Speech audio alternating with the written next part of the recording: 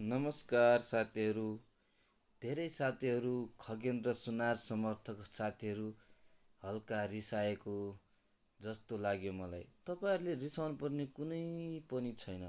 किन खगेन्द्र सुनारले हामीलाई छोडेर हाम्रो मुद्दालाई नै बिर्सेर किन राजसभा प्रवेश गर्यो भनेर तपाईँलाई लागेको होला।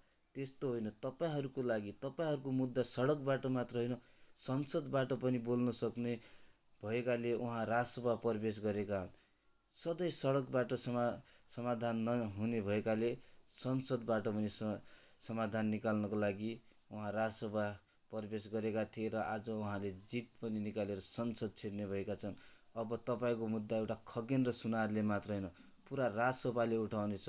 राजसभामा पनि रिमा विश्वकर्मा, प्रकाश सपुत, वीरेन्द्र जैरू जस्ता अन्य धेरै दलित साथीहरूले पनि तपाईँको मुद्दा उठाउनेछन्।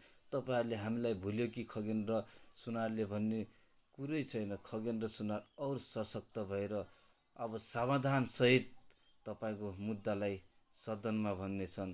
त्यसैले हामीलाई भुलेर कुनै पार्टीमा पदको लागि गएको हो नसोच्नुहोला। यदि खगेन्द्र सुनार राजसभा प्रवेश नगरेको भए उसको पनि कुलमान घिसिङको जस्तै हालत हुन्थ्यो। फेरि सडकबाटै कति अरूको मुद्दा मात्र उठाउने, कहिले आफू समाधान गर्ने ठाउँ पुग्ने। समाधान गर्नको लागि पनि संसद छिर्नुपर्ने थियो। त्यसैले सबैले साथ सहयोग गरौँ, हातेमालो गरौँ। जय देश, जय घन्टी। थ्याङ्क यू, धन्यवाद।